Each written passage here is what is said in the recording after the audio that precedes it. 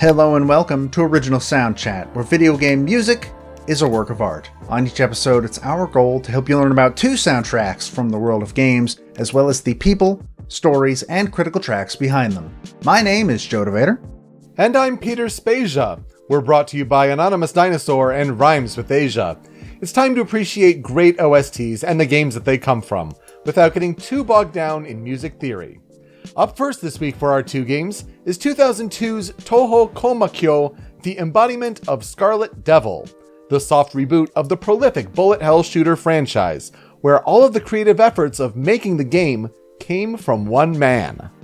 Following that is a business sim mixed with an action RPG that may have been one of the driving factors that brought JRPGs to platforms like Steam, 2007's Recettear, and Item Shop's Tale. I don't think we have ever mentioned the word moe on this show before, but it may be that time to break out that word, moe. We're going the way that all internet anything needs to go if it has any single possible connection to anime. This is how we make the money. If we have anime girl protagonists in both of our games and both are driven by moe appearances, well, I guess that's our thread between the 2 games this week. It's going to be a weird anime week. Basically what we're saying is that look forward to the original Soundchat body pillows. I can't even finish that sentence. I mean, yeah, please don't. Those aren't real and they're not going to be real. Do not at me on Twitter. The merch shop is not even open and we're not putting that up yet, okay? All right. Just want to make that clear. Joe, how are you doing? What are you playing? I have had like a weird week of playing games. I officially, as of last night, passed how far I had gotten in Soul Hackers last time. I got to the boss that had held me up, and then I completely destroyed her with very little problems. So I must have just been an idiot. Who knows? I played the Yuffie DLC for FF7 Remake Intergrade. Oh, yeah. Yuffie is a lot of fun to play as. She's still one of the most annoying characters I've ever experienced in an RPG, but much like they did with Cloud in base game, where they really leaned into, no, this guy thinks he's cool, but he's actually a huge dweeb. Yuffie thinks she's cool and is very enthusiastic about thinking she's cool, and everybody around her is like, okay, Yuffie, you just keep doing your thing, I guess. It was very good. I heard that ending is a Nomura out of 10. Oh yeah, it's a Nomura out of 10 for sure. I still don't quite know what the hell it means, but yeah. And there's also characters from Dirge of Cerberus, I guess, in it, which, even without knowing that ahead of time, I saw one of them and was like, oh yeah, you're a Dirge of Cerberus. You are the aesthetic there. And honestly, that's all I've been playing. I haven't really been playing anything else. What about you? Oh, I haven't been playing anything. It's been a crazy week. A lot of E3 watching, but oh man, between work and everything else, no time for games, unfortunately. So let's get to some composer follow-up news. And with all that E3 stuff going on, we were able to pick out some headlines that involve the composers that we've talked about in the past on the show.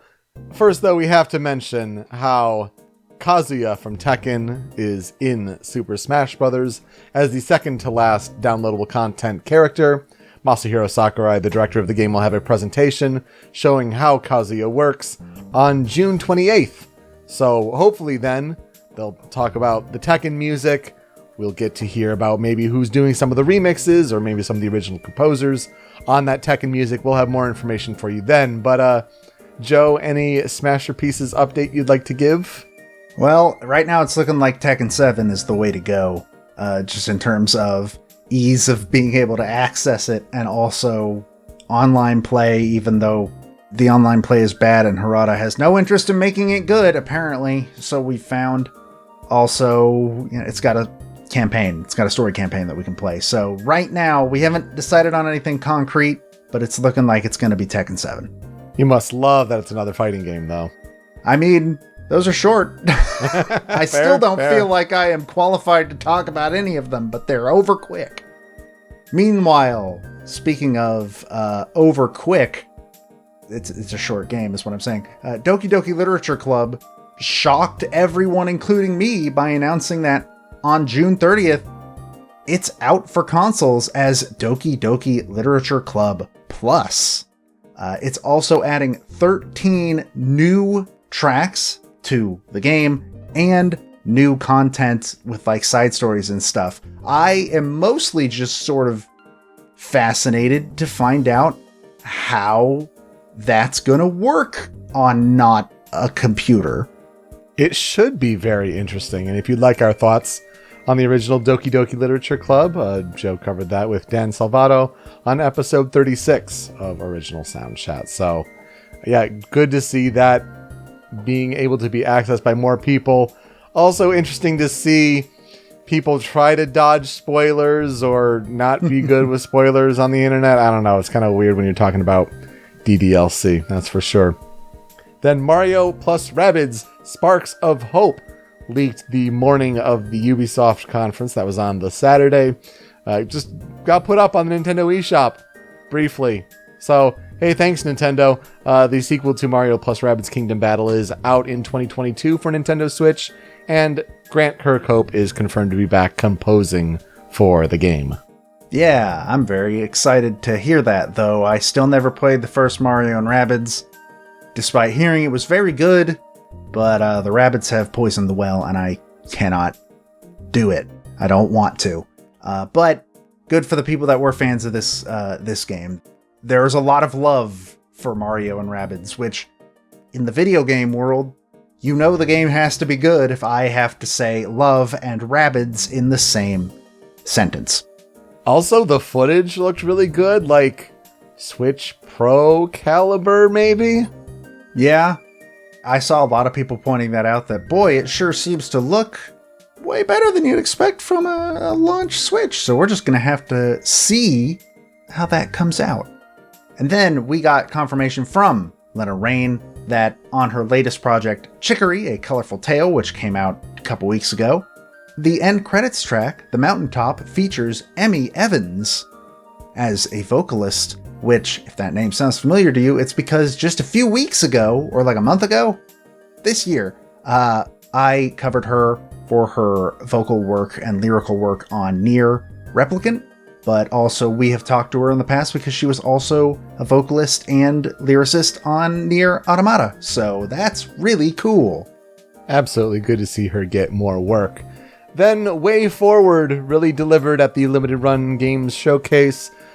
Big announcement that River City Girls 2 and River City Girls 0 have both been announced, 2 being a sequel to, was it 2019's River City Girls? I believe so, yes, 2019's River City Girls. Yeah, and then 0 is going to be like a 1994 Japanese-only game that's going to be brought forward. Megan McDuffie is supposedly involved, at least in one of the projects, so good to see her get more work as well. And then also the Shantae games are officially coming to PlayStation. All of them. PlayStation 5 specifically. I didn't realize they weren't already there. But I've already bought all of the Shantae games like multiple times now, and I'm not, unfortunately, looking to buy them for like a 4th time. But good for them. You should play Shantae if you haven't played Shantae and you have a PS5. I don't know what it would add to the equation, but now you have the option. Meanwhile, Danganronpa Decadence, which is a bundle of Danganronpa 1 and 2 as well as V3, and then the summer camp Mario Party thing. Those are all coming to Switch. Yeah, a weird little game that was a bonus side mode. Just totally optional in V3. I guess they're blowing it out to include the whole trilogy. It's a weird choice to make it Danganronpa S, but oh man, so good to have it coming to Switch. You can get them all a la carte, but I say get this Decadence package. If you're looking to get into Danganronpa, that's your in. Portable on Switch for sure. That's probably how I'm going to end up buying V3 when I finally get to it. And then Life is Strange is also coming to Switch, which that means that they were listening to me for the past, year when I was saying that why isn't Danganronpa on Switch? That doesn't make sense. And why isn't Life is Strange Remastered coming to Switch? But it's not just remastered. True Colors, the newest game in the series, is also coming to Switch, which was actually super surprising to me. That is super surprising. I don't know if they confirmed if it's going to be a cloud game like the Guardians of the Galaxy game, which, yeah, of course, that's a thing. But it's just interesting to see, like, more games becoming cloud games, especially in the West. I mean, we had it with Control and Hitman 3, but now with Guardians of the Galaxy, True Colors, it seems to be pushing some pretty good tech, but I guess Switch could probably handle it at a low enough resolution. Maybe. We'll just have to see. Before we wrap up all the headlines, Joe, what are some of your big E3 takeaways, things you're looking forward to? I mean, Metroid Dread is real. Oh, that was the biggest pop-up of the Nintendo show for sure. I mean, I got hyped for Danganronpa for sure, but dropping Dread as a title, on top of it being Metroid 5, amazing. Like, I was watching it with my roommate that morning, and when Dread came up, I audibly shouted, "Wait, what?" And he didn't know. He didn't know that, like, Metroid Dread has been a name that's been floating around for what, like 15 years now? Oh, yeah. Like, he had no idea. I think that's the most, like... Also, it looks great. It looks really, really good. Getting some Nemesis in your Metroid. But there's also, I think, my favorite thing that was shown off at the entire show, and that I'm still super confused about, is that they're remastering Final Fantasy 1 through 6. And granted, this announcement got, like, 30 seconds of screen time? Because they needed to make room for Guardians of the Galaxy for twice as long as it needed to be shown. And I'm kind of just looking forward to seeing if they have the same sort of accessibility features that 7 Beyond has been given when they've come to, like, the Switch and stuff, like the speed up and the turn off encounters and all that stuff. That's what I'm most looking forward to finding out, at least. But yeah, I think it's Metroid Dread. That is with a bullet. Like, oh my god, it's real, I guess. Yeah. Yeah, also, what is a pixel remaster? Yeah, I still don't understand what the hell that means, but they didn't show anything of the games, so we don't have any idea. And go see Rocco Bode's reaction from Mega 64. One of the best reactions of all of E3 regarding that news in particular. For me, a game that stood out in the Xbox conference was Replaced. A Katana Zero looking pixel action game, side-scrolling, cyberpunk, neon lights, and the animation is so slick with it, looking almost real life in a way. Just a stunning trailer. I'm really excited for that. That's a 2022 game, but I think it may be one of the last E3s if the ESA's actions have anything to say about it. Nintendo was like the only one I walked away going, that was really good. And everybody else, especially Capcom, like, why did Capcom even bother showing up? Because the ESA forced them to, probably, honestly. Microsoft's was also really good, especially when you consider, like, if you're a Game Pass subscriber, almost all of those, like, that's free easy money. That's fantastic. But yeah, so many of those conferences were just, we need something, give us something. Okay, all right, here you go, ESA. And the fact that Jeff Keighley was even, like, having difficulty. He was running an event for E3, and he still was not being given, like, the ESA still wasn't giving him access to everything. What a terrible, terrible E3. Well, I think he was technically acting outside their bounds, but even still, it just shows. Even still, he's Jeff Keighley. Right, exactly. It just goes to show that it was not a well-run operation on many fronts this year. So we'll see what happens next year or going forward when, hey, Sony, let's drop a state of play. Hey, EA, you've got your thing in July. So I'm sure more news still to come. Whatever was going to happen with Switch Pro this year, things like that. Well, let's start by talking about our first game this week in these moe anime girl protagonists here. We start with Touhou Koumakyou, the embodiment of Scarlet Devil, also known as Touhou 6, or some people just refer to it as the embodiment of Scarlet Devil. it is now that we talk about Touhou Project for the very first time on Original Soundchat. And it is a franchise that is developed by one person. His name is Jun'ya Ota, or he's also known as Zun. Z-U-N in all caps. Now, the main games in the Touhou series are considered part of the Danmaku genre, which are commonly known in the West as bullet hell shooters. But I guess they have their own genre name in Japan. I didn't know that, actually. Yeah, that was new for me to learn as well. A lot of new things I learned this week. I've only been barely knowledgeable about what Touhou is, so it was good to learn. So in 2010, the Guinness Book of World Records called the Touhou Project, quote, the most prolific fan-based shooter series ever created. And that's because there are 18 mainline games. The first one was initially released in 1997, and the most recent game was released on Steam on May 4th, 2021. Oh, wow. Had no idea one was released that recently. There are 5 spin-offs that are also, I believe, bullet shooters, but then also 6 other collaborations with the developer Twilight Frontier as Touhou fighting games. So overall, Touhou Project is set in Gensokyo, a land sealed from the outside world and primarily inhabited by humans and yokai, legendary creatures from Japanese folklore that are personified in Touhou as Bishoujo in an anthropomorphic moe style. Okay, let's translate that out for normal listeners. So For normies. the idea of moe, it's a slang word for things that are cute and affectionate.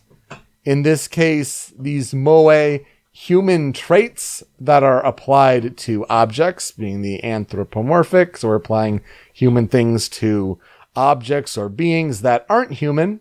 More often than not, it's like demons.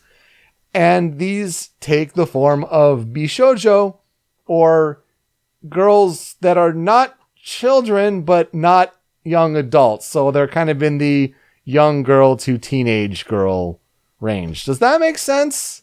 I mean, that makes as much sense as I'm sure either of us could make. These Japanese folklore creatures that are given cute human traits and they look like girls, anime girls. It's a very, very specific brand of anime cute. That's really it. Yeah, that's a good way of putting it. So the main protagonist of Touhou is Reimu Hakure, and she is the maiden of the Hakure Shrine, and the main character of this series. She's generally tasked with resolving supernatural incidents caused in and around Gensokyo. So, Touhou Koumakyou, or Touhou 6, was released on August 11th, 2002 for Windows PC. This made the embodiment of Scarlet Devil the first game in the series to do so, following previous releases on the PC 98 series of computers in Japan. And as a result, by bringing it westward in a way, this is considered a clean slate or soft reboot for the series. It is developed and published by Team Shanghai Alice, but Team Shanghai Alice is just Zun. It's just one person. Why bother calling yourself Team? That's a good question. I don't have the answer for you. Anyway, Touhou is a top-down vertical bullet hell shooter. The player is at the bottom, the enemy is at the top, and you shoot at the enemy or enemies while dodging a massive amount of bullets that will wipe out your limited health very quickly. While you have a sprite of the character at the bottom of the screen, your hitbox is like basically only a dot in the center of that sprite. And so you gotta thread some needles, so to speak, through all of these bullets. It's not a one hit and you're dead, but you maybe have like 4 hits that you can take. It's not that forgiving. There is a focus mode that can be used to help slow down time for easier dodging, and the player also has the option to use bombs, which will grant temporary invulnerability, clear the screen of enemy bullets, and deal immense damage, but the player has a limited supply of bombs, so they must be used cautiously. The game offers 2 playable characters to choose from, each having 2 different shot types. There's Reimu Hakure, who covers a wide area of the screen with weaker attacks, whereas Marisa Kirisame relies on her speed and power to make up for her thinner attack spread. Embodiment of Scarlet Devil is the first Touhou game to utilize the spell card system, where each boss in the game uses various attack phases, called spell cards, all of which are given a name and they're used in a specific order. Whereas in the previous PC-98 games, each boss would have a variety of attack patterns that they would switch in between at random. So, what is the plot of Touhou Koumakyou? During a peaceful summer in Gensokyo, an unnatural scarlet mist appears without warning and covers much of the land. It is strong enough to block out the sun, causing the affected areas to become dark and cold. Reimu Hakure, a shrine maiden working at the Hakure Shrine, and Marisa Kirisame, a magician, set out to find the source of the mist. Their search will lead them to the Scarlet Devil Mansion and to its eccentric owners. The big question being, who is responsible for the Scarlet Mist, and why have they created it? Joe, here's where I'll ask you, what are our experiences with Touhou in general? Touhou 6, just Touhou. I think we're both in the same camp of, I know it exists, and there ends my knowledge. Yeah. I know nothing. I think I maybe played 10 minutes of one 10 years ago, if not more. But otherwise, like, I've heard it has good music, but I've never actually looked into it. And I know nothing. I've seen the characters all over the place. You can't be into anime and not. But yeah, that's it. I know it exists. I know the one song from the game, the big song. And that was about it. And it was a bullet hell shooter. I figured if we were going to cover any Touhou game, it would be this one. I mean, this is kind of the most famous one, right? Mm-hmm. But otherwise, yeah, I know so little. Never played any of it. I fell on the sword this week. It was one of our recommended games to cover. But, thank you for offering that. One we had to cover eventually, right? It's a prolific franchise to be sure. And a good one to learn about, because I sure had no knowledge of it. So, just I think first and foremost, really impressive that it's all created by one person, for Jun'ya Ota or Zun to be the mastermind behind it all. I mean, with programming and art and music and the whole thing. I think that's remarkable. And so when it comes to development of the game, not too much seemed to be available. It's a very different game, mostly because of its doujin style. And so, I mean, this was a game that when it released, it didn't release in stores, retail shops like you'd normally expect. I learned about Comiket. But before I get there, I'll leave that word out dangling for you. What is Comiket? First, let's mention that this game was first announced on Zun's website on April 15th, 2002, approximately 3.5 years after the release of his previous game, Mystic Square. At the time, this game was being developed under the name Eastern Scarlet Tea House, or Touhou Kochakan, but it was changed to Touhou Koumakyou afterwards. So yes, Comiket. Funnily enough, not the last time it will be brought up in this episode. Oh, another theme. Comiket 62 was where this game was released. And Comiket is a mashup in Japan for comic market. It is apparently one of the biggest fan conventions in the world, with over 500,000 attendees. It's typically held at Tokyo Big Sight in Ariake, Japan. And it is focused primarily on the sale of doujin, which are non-commercial, self-published works. These kind of self-driven, fan-published creations. And that's where this gets life here. And so, because it was released in this way, it didn't really get reviewed the way we traditionally know, with game rankings and Metacritic and things like that. But apparently this is one of the most popular Touhou games. Apparently in annual polls conducted by the Japanese Touhou Wiki, Embodiment of Scarlet Devil has been voted the most popular game each year since 2016. And Zune said in 2013 that the game was the overall best-selling Touhou game. Also, not a surprise then that this game didn't really win any awards, because you're not going to be up against, the same big boys in the console space, especially when it's like the BAFTAs, the Academy of Interactive Arts and Sciences Awards. It's not going to be put up on that same level.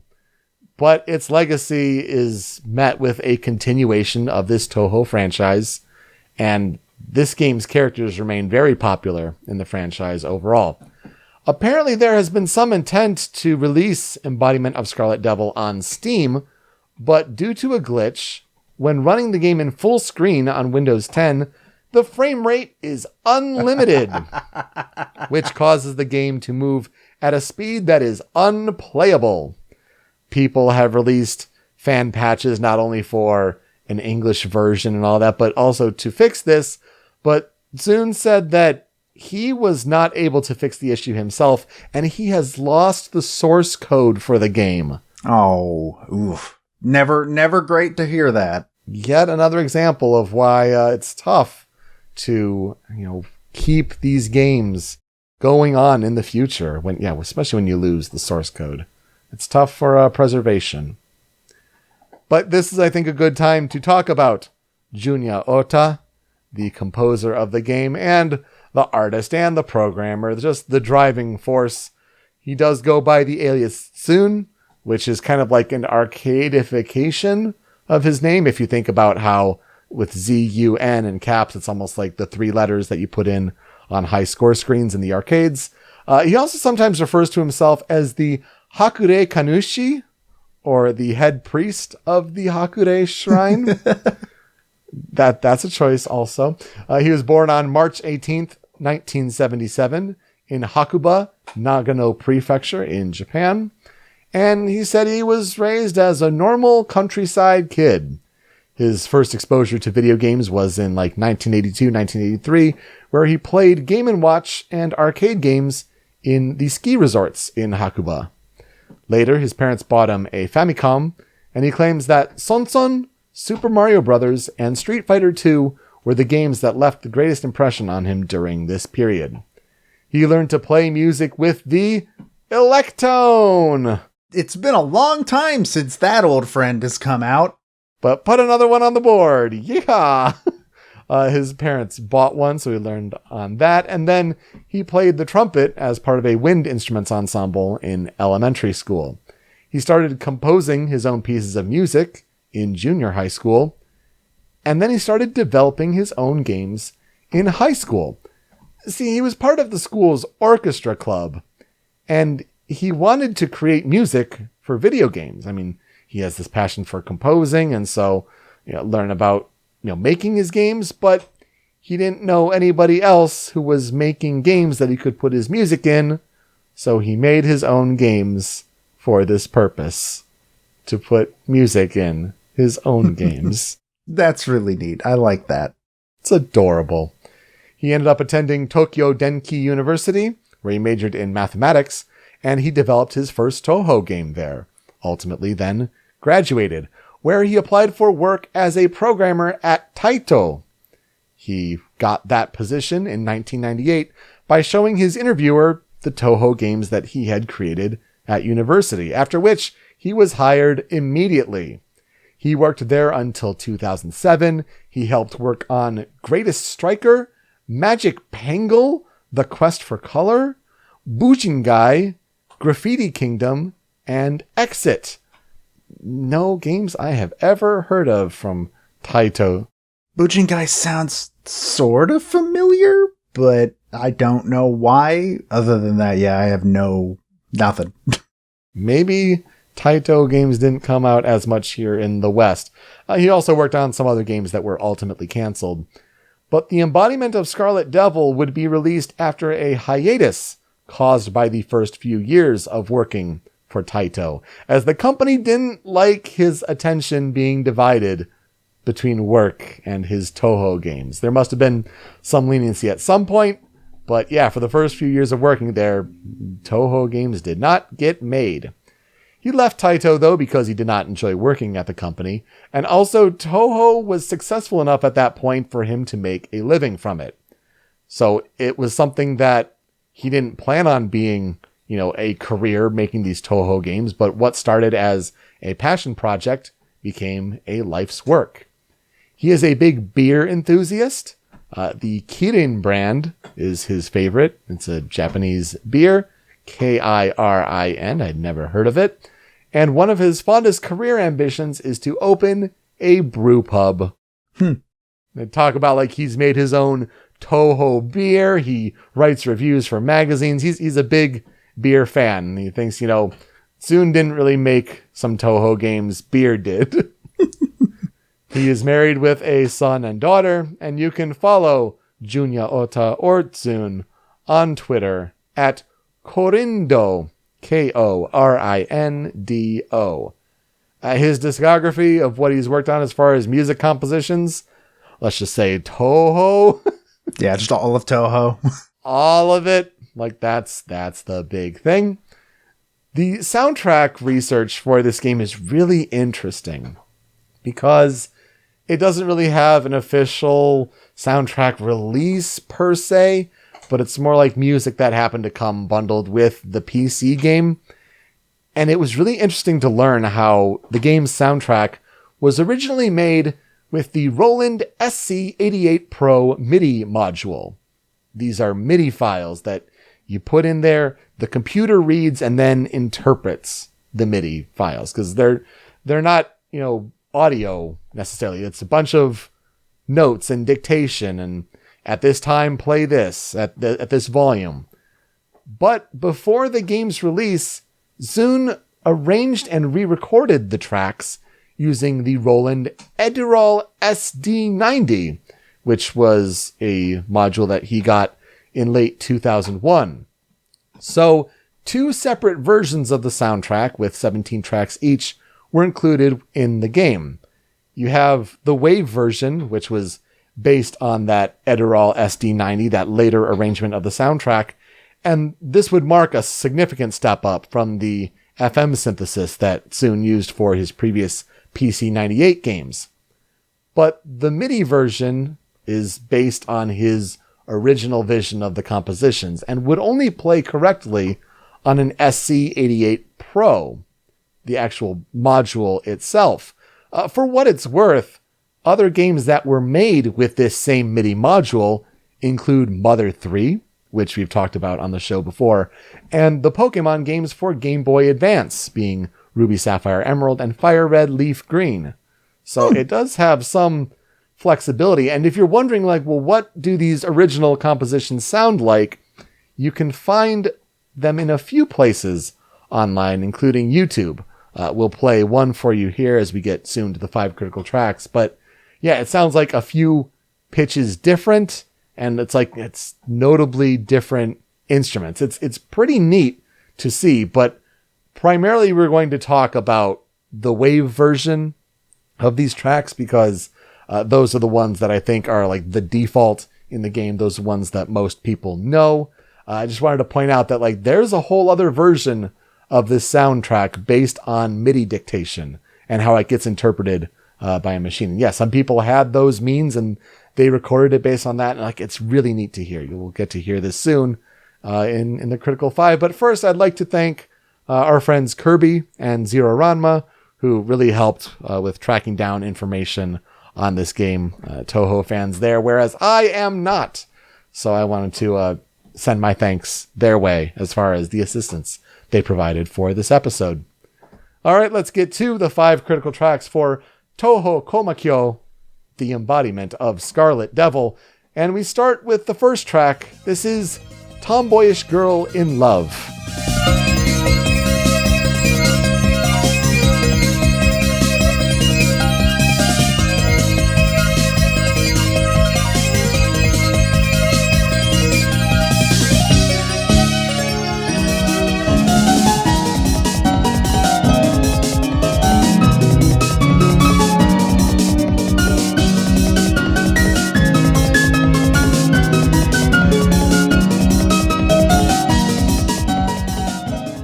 So this is the music that plays in the Stage 2 boss.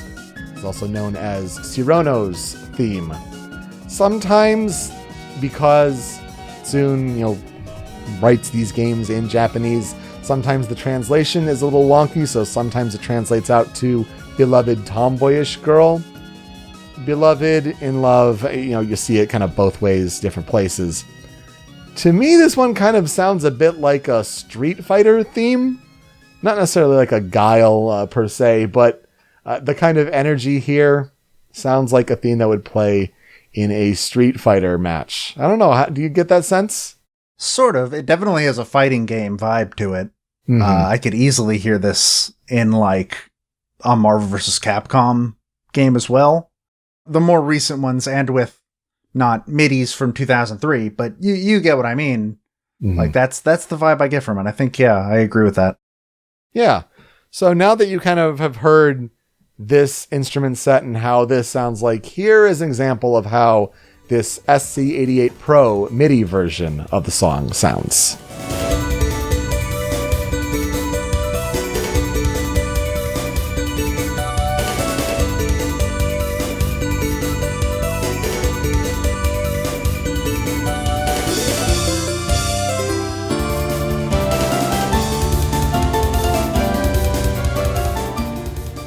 Honestly, I like it a lot. This is a really good sort of sound font. And as people who listen to this show know, I'm weirdly snobby about MIDI samples. Yeah, they are much better sounding MIDIs, and it's so fascinating to hear the difference.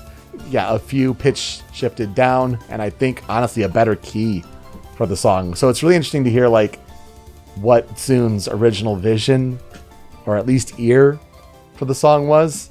Really neat. Apparently, with the release of the games, or at least this one in particular, Jun'ya Ota Tsune released his own comments about the tracks. He kind of has these little thoughts here, and then he did like almost like a post-mortem in a way, where he kind of revisited it later with some more thoughts. So I wanted to include those, and I feel like that's kind of the bulk of the music research here. So for Tomboyish Girl in Love, he says, quote, Sirono's theme. I actually did think of a dim-witted girl for this. However, I don't know if what came out can be considered bright or dark. The tempo is pretty fast, but, well, it's stage 2. Ha. And upon revisiting it further, he said, quote, I wanted to make a stupid-sounding song, so I started by making the title sound stupid. The sound of the words and the look of the characters are a bit stupid. At the same time, I mixed in a piano melody that gives an exotic feeling to it. It's a personal moe moe. I don't think I agree that it sounds stupid. Honestly, that's not the vibe I get at all.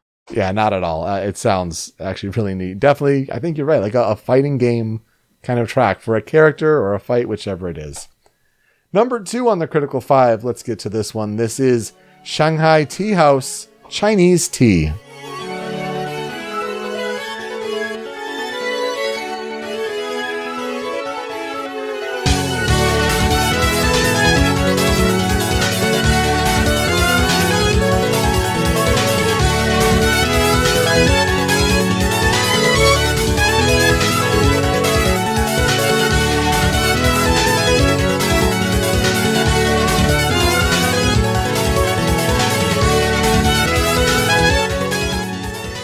So this is the theme that plays during stage 3.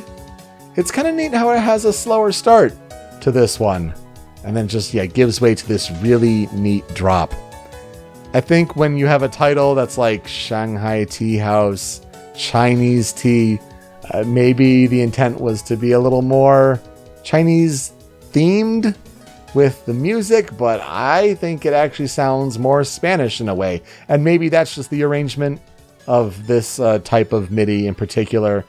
Sounds like, big on the trumpets and kind of not necessarily a flamenco feel, but that's kind of the vibe I get. I do like that it actually picks up the tempo though, and it really gets into that good energy when you're dodging all these bullets. Unfortunately, I gotta be me. Unlike the last one, this is not a very good trumpet MIDI. No, yeah. Which, look, I've said it before, I'll say it again. Good trumpet MIDIs are really, really hard to find, and I assume that they were even harder to find in 2003. But this is not a good trumpet MIDI. Especially when you compare it to the SC88 Pro, when it's like, oh, Pokemon Ruby and Sapphire, the trumpet game. Yeah. Of the, all trumpets everywhere. No, this one is just not the same on a different MIDI interpretation. It's really shrill. Yeah, it just doesn't have the body and the breath to it. Zoon's comments on this one says, quote, Stage 3 theme. I intended to make it more Chinese, but it didn't quite work out. It does the little carrots and the parentheses for like rubbing his head, and then little semicolon for the droplets. So let's just call that a heh. However, it's still Oriental because I knew it would be hard to put Oriental songs past stage 4. It's more new age rather than fusion, I guess. And yeah, that's a point. Like he tries to add in some, jazz fusion, which we'll hear a little bit later here. But yeah, not necessarily the case with this one. He reflects later and says, quote, I haven't drank black tea in a while, but black tea made of blood is very sinful. Kind of suggests where the different yokai, what kind of direction that goes for this game. Interesting.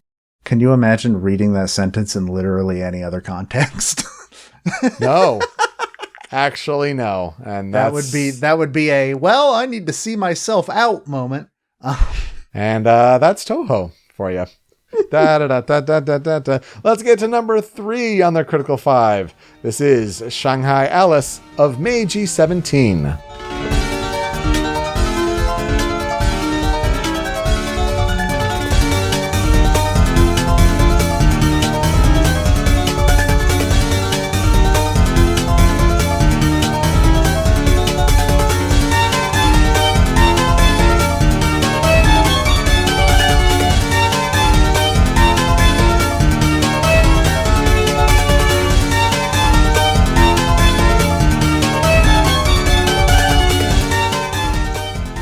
Here you go, Joe. This one's for you. Yeah. This is the stage 3 boss. So it is Hong Meiling's theme. And wow, right from the get-go, just some really cool piano runs here in this chord progression. And it's just an instrument that shines in the piece. Is it the best piano sample? No, but it's, it's better sounding than most of the instruments here. I think you get some real jazzy licks, especially after, let the violin play its melody first. Just a really exciting piece, and it's neat to see the transition between the stage 3 theme of Chinese tea before here, and then into the boss. And again, are they thematically connected together? I would say not necessarily, but it's really cool to have like the bigger tension, the faster pace for a boss. It also has one hell of a Yoko Shimomura vibe to it. I think it's because of the piano, but yeah. 100%. Yeah, it's then driving in those strong but simple melodies. Oh, that's a really good observation. Yeah, I really like that a lot. Zoon's comments here says, quote, Hong Meiling's theme, a hint of Europe mixed with game music, a 2:8 ratio. And that's fair. It's a lot of game music with Shimomura. It's strange that it's not more Chinese, but that's because it's composed with the image of the French settlement in Shanghai in mind. But Mei Ling looks like she's not human. Then what is she?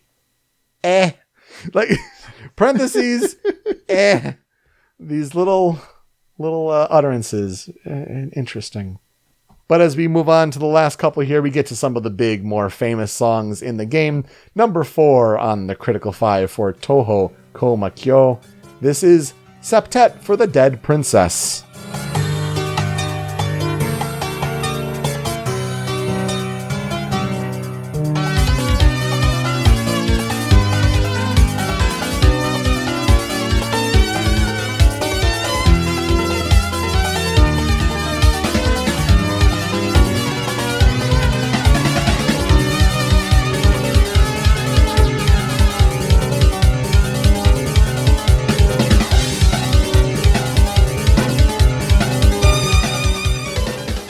So this plays during the final boss. So this is Recettear Scarlet's theme. And the title is a parody of Maurice Ravel's classical music piece, Pavane for a Dead Princess. And honestly, it sounds classically inspired in the music too.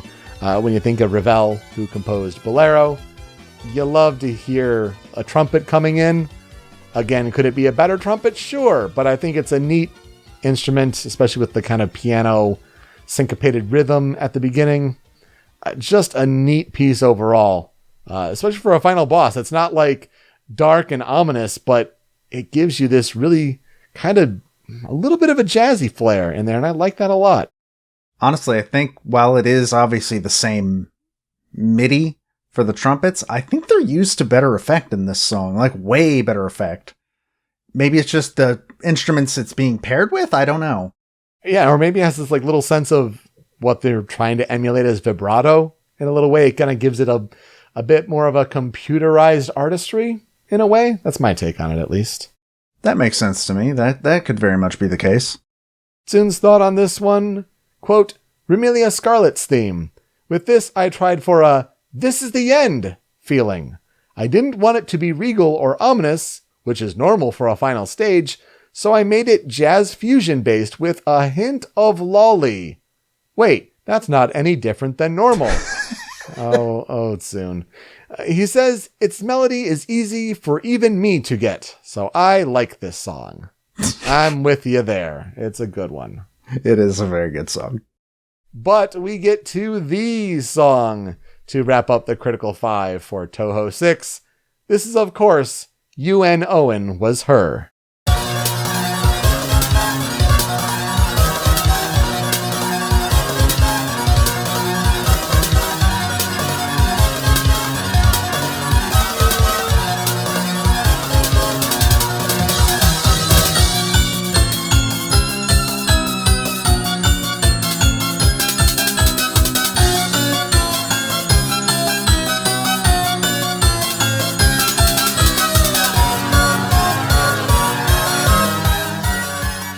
For some of you, I don't even have to play it. Of course, the song was going to be here. UN Owen Was Her. This is the extra boss battle theme. This is Flandra Scarlet's theme. And I learned that it was a play on the word unknown. See, UN Owen is actually taken from Agatha Christie's novels, where UN Owen is the alias used by the murderer on Soldier Island in the novel And Then There Was None. So, oftentimes the title is like UN Owen Was Her? ? And so I guess that makes sense if we're tying back to a whodunit, an Agatha Christie novel. So, this game, Touhou 6, Koumakyou, the embodiment of Scarlet Devil, it consists of 6 stages, including an extra stage, which is unlocked if the player completes all of the regular stages without using a continue. Now, on easy difficulty, the game only has 5 stages, meaning that the player must complete the game on normal or higher in order to unlock the extra stage. And yet, this is the song that everybody remembers, that the internet memed to death. I mean, I still remember fondly the Ronald McDonald Insanity video, which has like 16 million views on YouTube. And he's going, Korika, Korika, Korika, Korika, run, run, roo. This is the song. You know it. You either love it or hate it.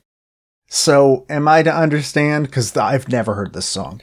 Oh my God, what? I know the name, but I've never listened to the song. Am I to understand that this was Megalovania before Megalovania? I think that's a really good interpretation of the memedom of the two songs. Yes. Interesting. Could we give my old Twitter account at the end of the show this week? Because I'm about to say that, honestly, I think this is my least favorite of the Critical Five. Interesting. I think that, especially Septet for the Dead Princess, I think that's a better song. I think the only one it probably goes over is Shanghai Tea House, just because, the trumpets. Mm-hmm. I have to be like that. But yeah, no, this is my least favorite of the five.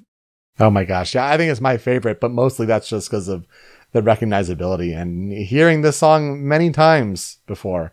Never in the context of the game. So it was really interesting to watch like a Let's Play of like the music actually in its proper context and all of the bullet hell. Oh my God. Scary stuff. Soon's comments are, quote, Flandra Scarlet's theme. I liked this one the best out of the whole game. It depicts a devilish girl in an oriental and mysterious way. Lolly-tastic melodies like this are what I'm best at. So I had a lot of fun composing this. That's some choice of words, I guess. Let's just leave it at that. Couple tracks here on the cutting room floor. The first one for me is A Dream More Scarlet Than Red.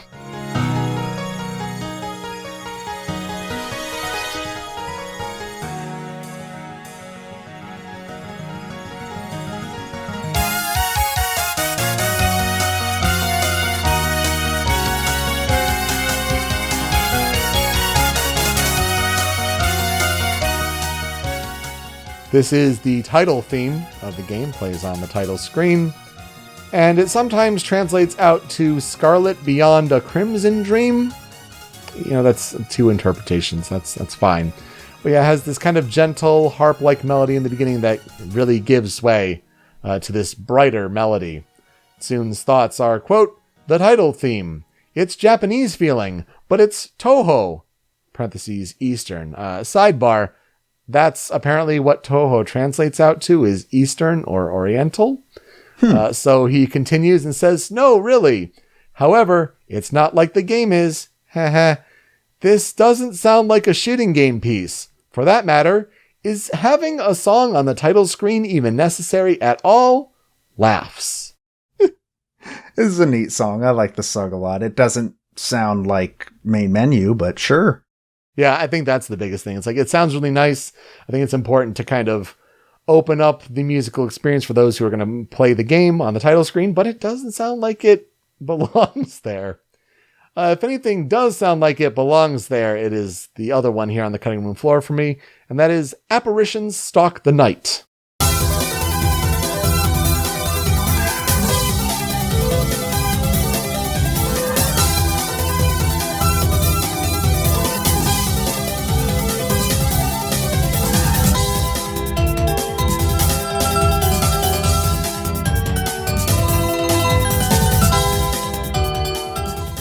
This here is the Stage 1 boss theme, so this is Rumia's theme. Kind of starts with some Eurobeat. Not gonna lie, it kind of gets that intensity immediately when you're starting a boss for the first time. Then it goes into like a vibraphone melody, some pan flute, it's some interesting choices of half questionable MIDI quality. But honestly, I think it really shows how it gives a really good intensity, especially when you're facing a boss for the first time. So Soon's comments are, quote, Rumia's theme. Not just this, but all the music this time is meant to be light. This comes from an image of yokai of the night, or at least I hope so. Heh. It's fairly relaxed and a little silly. I mean, that sounds like, honestly, an apt description to me. Yeah. It just, it has all this energy early. It is pretty positive, but yeah, I think it's more the intensity of the beat that really gets you going. So what will I never forget about this game? I mean, I have a lot to learn still. I have yet to play it. But I think it's honestly UN Owen Was Her. Shocks me that you've never heard that song before. But yes, I think it's an apt description that it was Megalovania before Megalovania. That's a good call. I think that'll be what I don't forget. And will I ever play it? I doubt it. I am really bad at bullet hell. Yeah, same. I'm not. The genre just sort of doesn't appeal to me at all. Well, I hope for you Touhou fans out there that was reasonable coverage on our end. Apologies if it fell short of your Moe standards. We tried though, but thank you for volunteering this game or this series to be covered on the show before. It was really good to learn about. I'm really happy with that at least. So before we transition to our next game, let's talk about a fan remix, a fan cover of a song from this soundtrack. And you know, it's been a while, but let's go back to that Smooth McGroove library of songs that he put out years ago. And of course, one that he did was UN Owen Was Her. It's really neat to hear a great a cappella cover of this song, and Smooth just does a great job. Please enjoy. We'll be right back.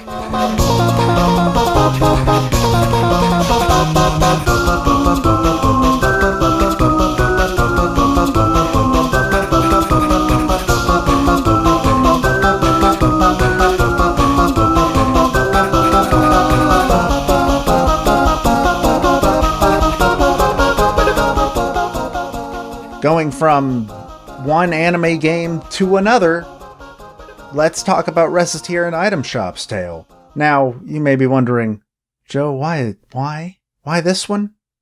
This wasn't a listener suggestion. I did this one to myself. Let's see how it goes. So, Recettear was originally released for PC in Japan in December of 2007, though as far as I can tell, the exact date appears to be unknown because it was, again, a doujin game. It was not released in stores. It was sort of a word-of-mouth, sold at places like Comiket sort of deal. It would not come westward until almost 3 years later on September 10th, 2010. So it was developed by Easy Game Station, and when it came over to the West, it was published by Carpe Fulgur. It is a fusion of action RPG and business sim, where the main part of the game is framed around you acting as the item shopkeeper in an RPG-style town. You sell items to the residents and adventurers who are passing through, and every day you can select items that you have acquired to stock on your store shelves before opening. And you have to put some thought into where the items go, because if you put something really good out at the window, that might draw in more customers than usual. Who knows? So once the customers walk in, they will wander around and may offer to buy an item, at which point you can attempt to haggle the price higher, and they can also bring you items to sell to you, at which point you can haggle the price down below usual cost. And how do you really procure stock for your shop, you ask? Well, you hire somebody from the Adventurers Guild to take you along on a trip into a dungeon. And during these sections, the player takes control of the adventurer in question for a more traditional dungeon crawling experience. It's a action RPG, pretty much full stop at that point. Items collected during this adventure can then be brought to sell in the shop, and the adventurers you can accompany can level up and build skills for later expeditions.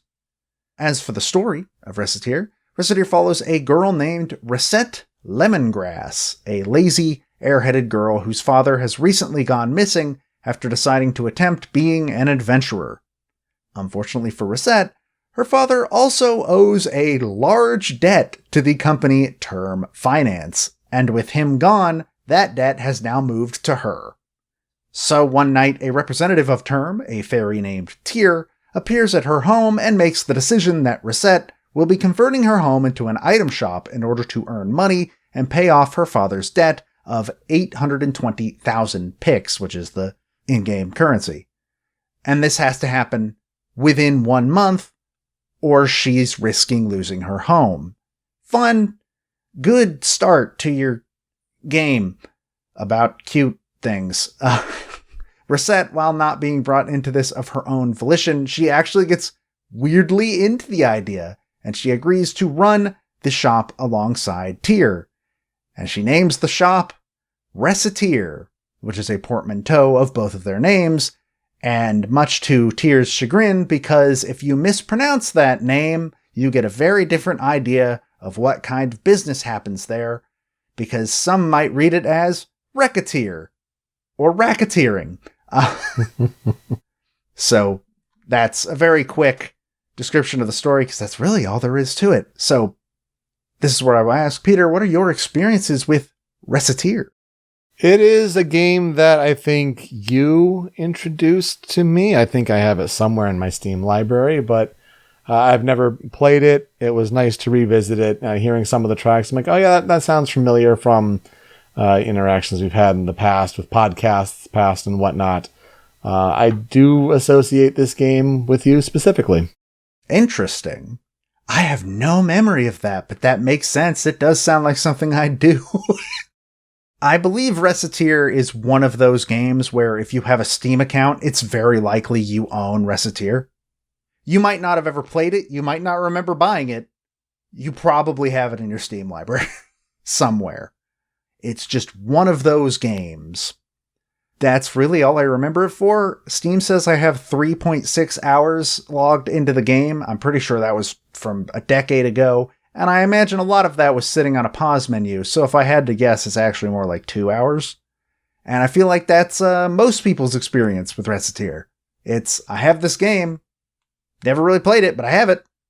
I have a very specific reason why I wanted to bring this game to the show, but we're not going to get to that until we get to the Critical 5. So let's learn about what happened to make Recettear happen. It was developed, like I said, by Easy Game Station, who is a Dojin Soft developer, just like Zune. And again, like you said, Dojinshi just sort of refers to fan work, basically. Usually when you see Dojinshi mentioned, it's in reference to like manga, like fan fiction manga and stuff like that, self-published stuff that is sold at places like Comiket. And by Dojin Soft, which I didn't realize was a term, it means that they specifically make video games instead of like writing manga or anything. Yeah, software. Yeah. So before Recettear, they actually developed 3 Azumanga Daioh fan games, which Azumanga Daioh is amazing, and it's good to know that that's where this came from. That makes perfect sense. They also did an unofficial sequel to the Square-published PS1 title Threads of Fate, a game starring Senko from Darkstalkers, and a fan game based on the light novel series Read or Die, as well as an unofficial sequel to the PS2 game Sky Gunner. So it was all fan works for a really long time, but then in 2006 they finally moved into releasing an original game called Chantilly's A Tale of Two Sisters, and then Recettear would release the following year. Neither of those games would leave Japan. So, enter Carpe Fulgur, a team made up of 2 people, being Andrew Dice and Robin Light Williams, formed when Dice was unable to get a job at a localization company in California, but he really wanted, that's the part of the industry he wanted to work in. He wanted to be localizing games from Japan so they could gain a Western audience. And honestly, both of them really felt that there was a value in the localization of more niche Japanese titles. They kind of figured that, yeah, Final Fantasy and all that gets localized because it's really popular here. But there's all these other smaller, less known JRPGs that could totally be brought over into America that could potentially be a success. And they had originally considered approaching the developer Gust Corporation, who is most well known in Japan as the developers of the Atelier series, which is probably another game series that eventually we will inevitably have to talk about that I assume neither of us have any knowledge about. You are correct, sir. But they decided against approaching them for that. And then Light Williams had brought up the idea of approaching Dojin developers because it was probably more likely that they'd be able to strike up a deal with an indie developer, essentially. And eventually, Easy Game Station fell onto Carpe Fulgur's radar as their latest release, which was Recettear, had recently gotten a very good amount of word-of-mouth buzz. And they approached EGS about localizing Recettear, and at first they were kind of cagey about it, not only due to the fact that the distance between Japan and America, but also the difference between the two members of Carpe Fulgur in general, because one of them lived in California and the other lived on the East Coast. So there was even that, but eventually, despite this hesitation, they did end up coming to an agreement. During localization, the pair decided to try and change certain things that culturally wouldn't really make sense out of Japan, which I guess wasn't a standard thing back then. Out in like video games, it was anime. Anime was 100%. They did that all the time. It was like donuts. These delicious donuts, Brock. But they were doing things such as changing food references to things that Westerners would be more familiar with. And they also considered it like making more sense because Recettear blatantly takes place in like a European style town. But they're talking about like rice and ramen. And that doesn't really fit. So they went ahead and changed those. But they also got creative with certain things that came from the Japanese language, such as the frequent use of the word yatta. If you watch anime at all, yatta can basically be roughly translated to yay. And Recette says it a lot. Like a lot. So they got creative so that she wasn't just saying yay over and over again. So they would have her say things like yayifications and yapperoni, which are two words that make me want to die when they come out of my mouth, but they make perfect sense for that character. A few more issues that they ran into, though, was the fact that Japanese PC games, apparently, at least at the time, it was common for Z to be the select button, basically the A button equivalent from a gamepad. And that's not how it is in the West. Nowadays, we more often see it either being E or space, even more often than that. Or even enter sometimes. I've played PC games where that's the case.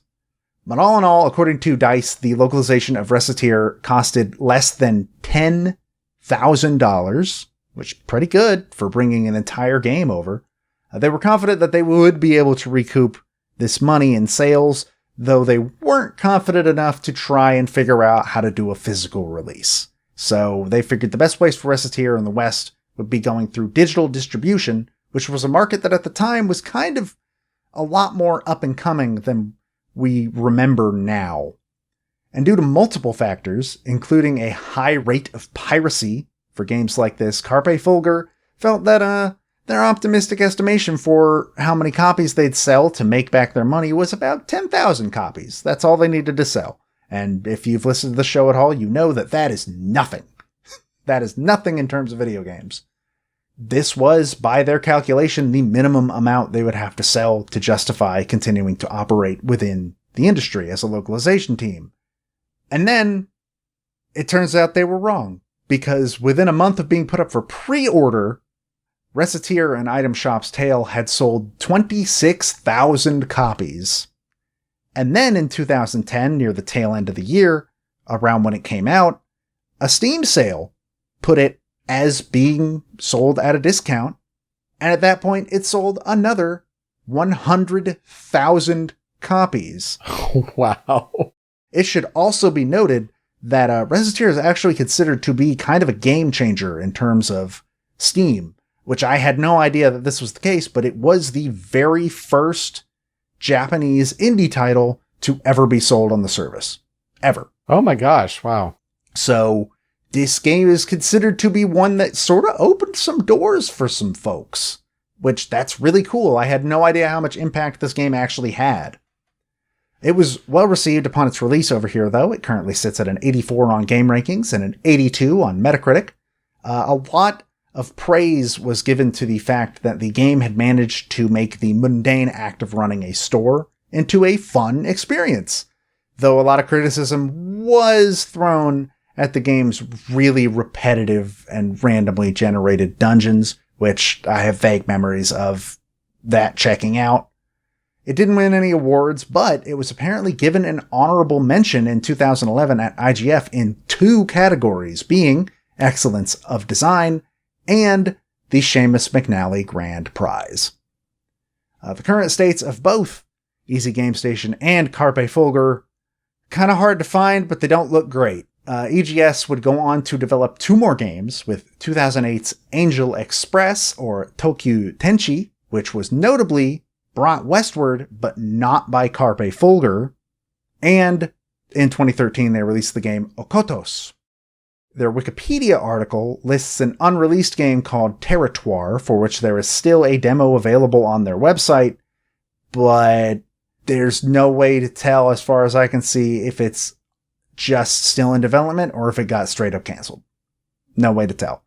Carpe Fulgur, meanwhile, would bring the game that came before Recettear, being Chantilly's A Tale of Two Sisters, to the West following Recettear's success. Then they would also localize the game Fortune Summoner's Secret of the Elemental Stone in 2012, and in 2013, they localized the game This Starry Night We Make. According to Wikipedia, that is the last game that they brought out over here. So unfortunately, both of those parties it seems pretty likely that they're both just sort of gone.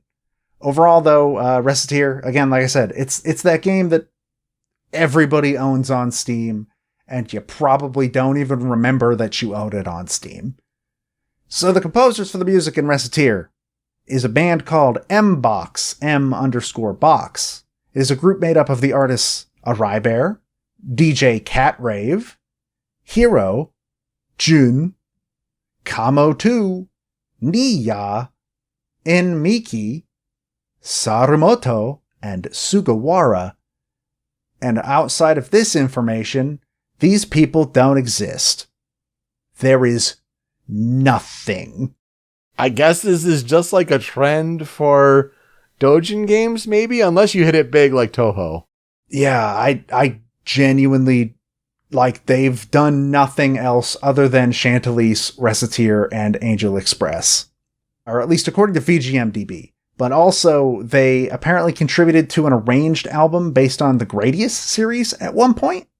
That's literally all the information there is on these people. There's nothing else. Same with the soundtrack. There's nothing. So that's unfortunate. One of the reasons I wanted to do this game is I kind of wanted to learn a little bit more about where it came from, and I did, but on the music side, a little bit disappointing. Oh well. So, let's jump into the 5 critical tracks then, because I don't have anything else. That's all I've got. And we're going to start with critical track number 1. It's Recettear Instrumental.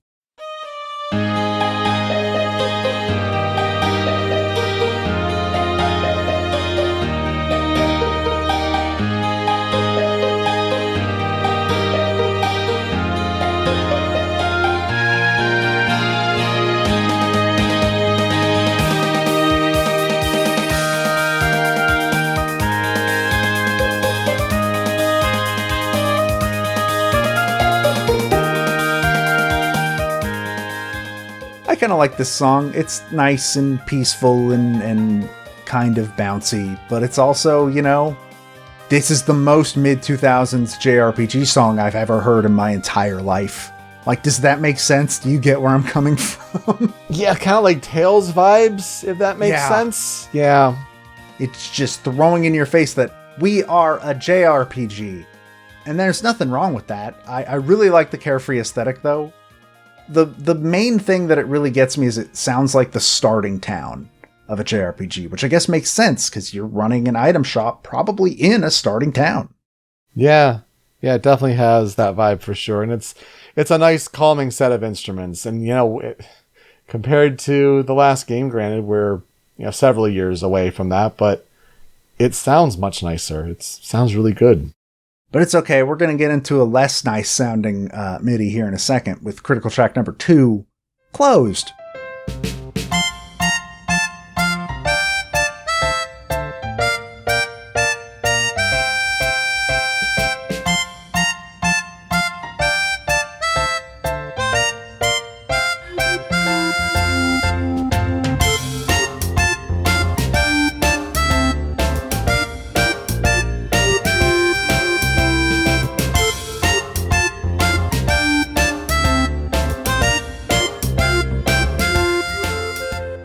This is a song that plays when the shop is closed.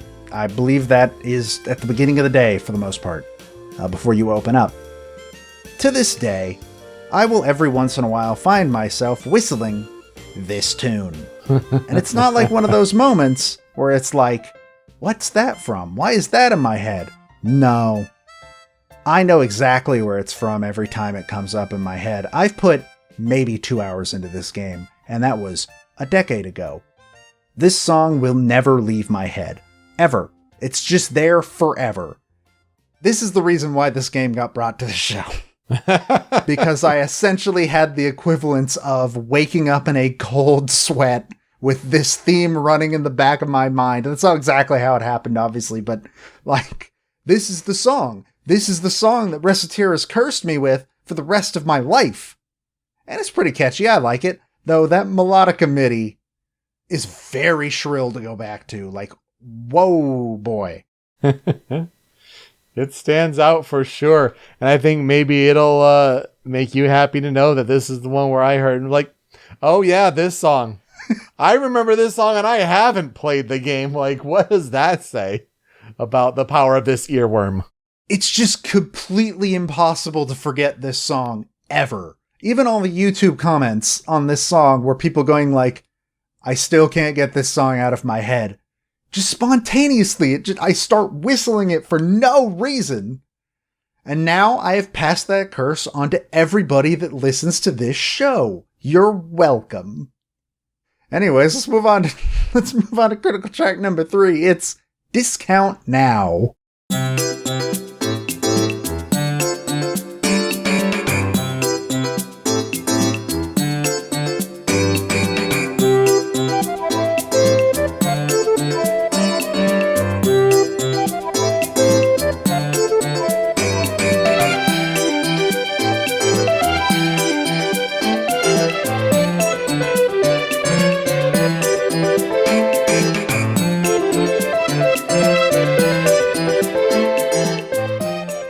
This is a song that plays when you open up your shop and come on in, get your shopping done. We have potions, leaves, a chunk of monster meat. I don't actually remember what you sell in Recettear. I was supposed to look that up and I just ended up not doing so. And all this and more can be yours if you just buy it. This is the most like, oh, you're in a shop song I've ever heard, ever. Like, we talked about Sims 2 last week of a song that, like, Katie mentioned, this song just sounds like shopping. No, this sound is shopping. This song right here. And I'll say the same thing as I did last week. I mean, Animal Crossing as heck. Yeah. You could totally get that vibe for sure. Although the different music and instrument choices are certainly interesting. Like having the whistle come in, almost like it's a soccer referee blowing on it. That's kind of what I envision. And then the little flute melody, which counterplays nicely with the electric piano, jazzy riff going in the background. Yeah, it's the sound of commerce. Yeah, it kind of is a song that's just hitting you over the top of the head, being like, this is the song that plays in the store. This is the one. Love it. Critical track number 4, though, is a song I'd actually never heard before this. It is The Past Inheritance.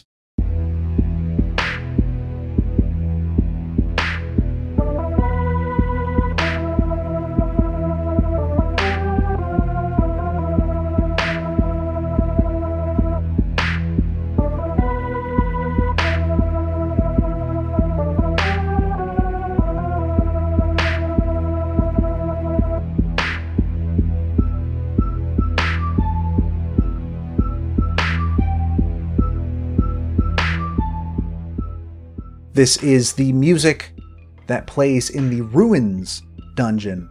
And honestly, it mostly stood out to me because it's a really drastic change in tone compared to everything else. Like, I think this might be my favorite song in the Critical 5, but the vibe this one gives me, this is a Metroid song.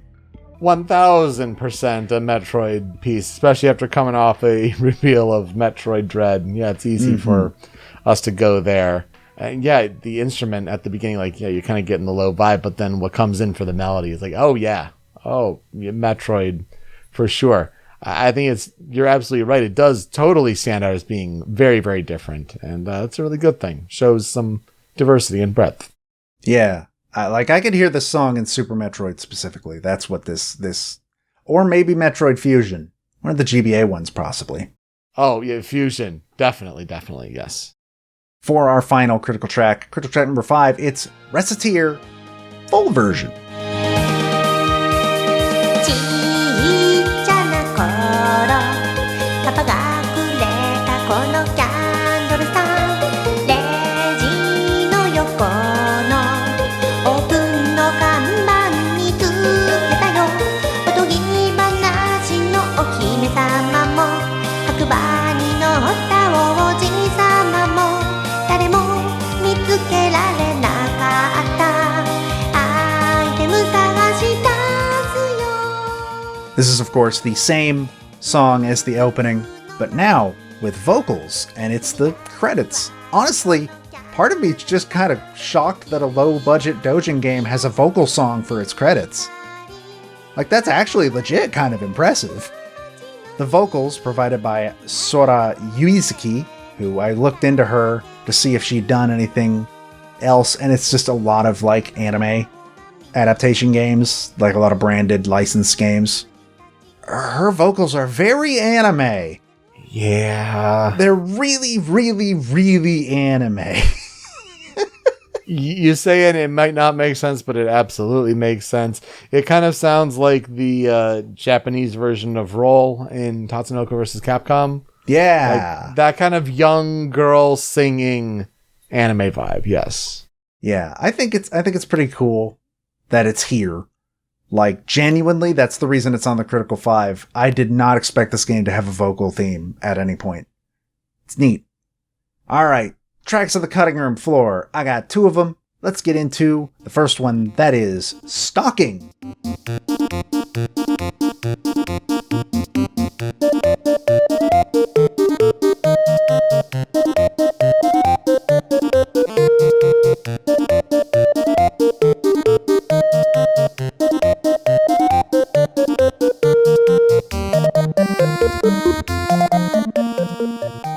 I like this song a lot because it starts out sounding very like old school JRPG.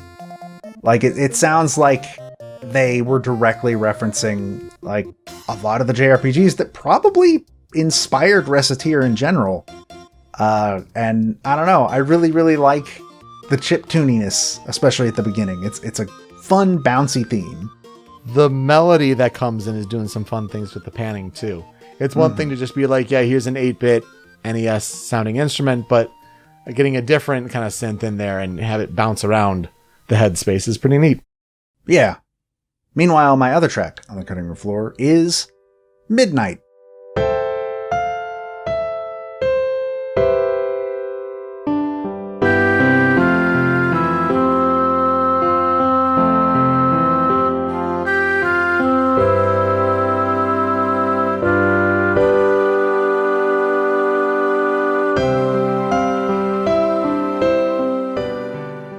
This is the song that plays at the end of the day. Recettear, as far as I'm aware, basically works like Persona. You have specific blocks in the day, and the day eventually ends. And look, I don't need to explain why a piano piece is on my list at this point. You all know what you signed up for. It's just really good, okay? It is really good, and it brings in the additional instrumentation with it, and it's very calming and lullaby-like. I could fall asleep right now. Yeah, it's a good song. I like this piece a lot. So what will I never forget about the game? Dun, dun, dun, dun, dun, dun. Dun, dun, dun, dun, dun. It will never leave me. This song is going to be with me until the day I die. And probably after that too, somehow it'll find a way. Just that's it. That's the one. That's the thing. Capitalism, ho! Also that too. I did forget to mention that up at the top. That's her sort of motto, I guess. She shouts it. It's her catchphrase. There we go. She shouts it a lot. Got memed a whole bunch. It's a weird game. It's a really weird game, but it was really, really neat to learn about how it probably opened doors for a lot more games than honestly I had been giving it credit for, to be fair. Yeah, and I think that's a really good way to kind of wrap and summarize it up. I didn't know that these are both doujin games at Koumakyou. That's fascinating to have those be a big thread between the two. But also, I mean, if we're just talking moe, anime girl, just that kind of style for both protagonists with Reimu and with Recette. That's these two games in a nutshell. Boy, it sure was a week here on Original Soundchat. So that will do it for us. You can find me on Twitter at PeteSpeakEasy. Joe is over at StringPixel. That's a new account for him, probably. If you haven't followed him yet, you should do so there.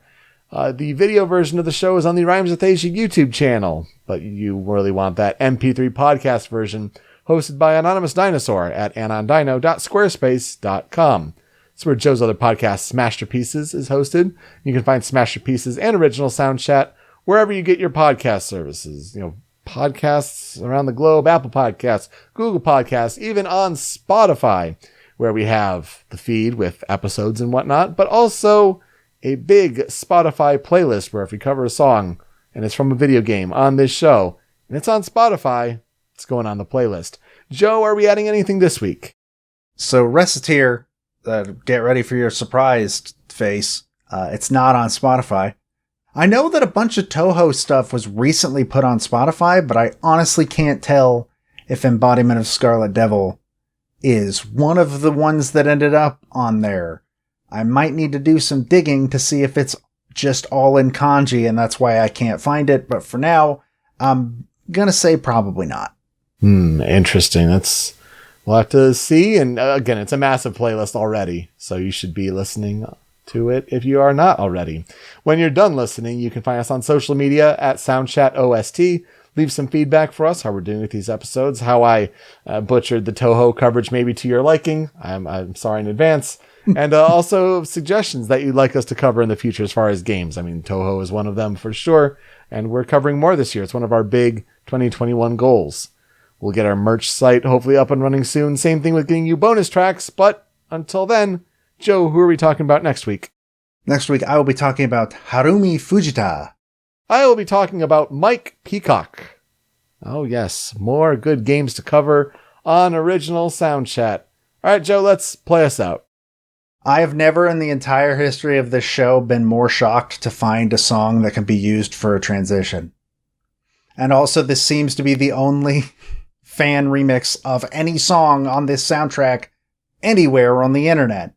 And that is Shop Closed V Remix by Universal VG Musicians. That's the channel name.